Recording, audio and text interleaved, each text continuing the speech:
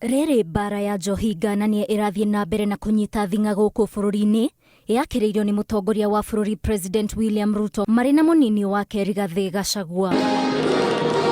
Makiaria mari kanitha-ini wa St Peters tauni-ini ya Nyeri maugite matigũtigithĩria bara ĩno ona rĩrĩ makinyĩte ihinda rĩa gũtua matua maritaritu. Na utakuta viongozi wengine wanaenda kusema hapana, serikali imefanya makosa kupigana na pombe na kupigana na madawa ya kulevya because they are looking to be popular. I want to tell leaders in Kenya,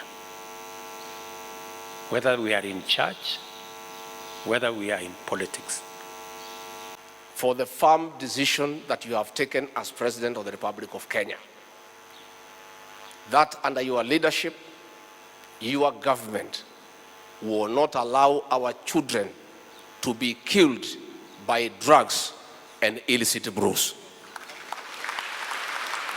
Nataka nikupongeze Rais.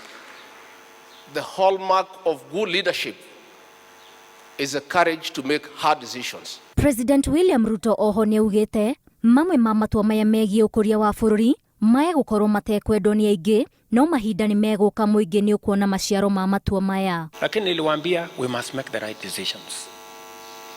Leo ile bei ya unga ilikuwa 200, saa hii inakaribia 100.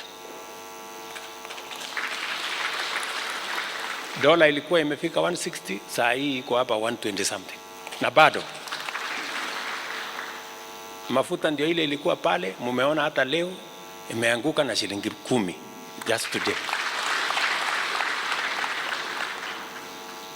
Because we are making the right decisions. We are not making popular decisions. Ngĩribotera Inooro TV, njĩtagwo Waithĩra wa Nduati.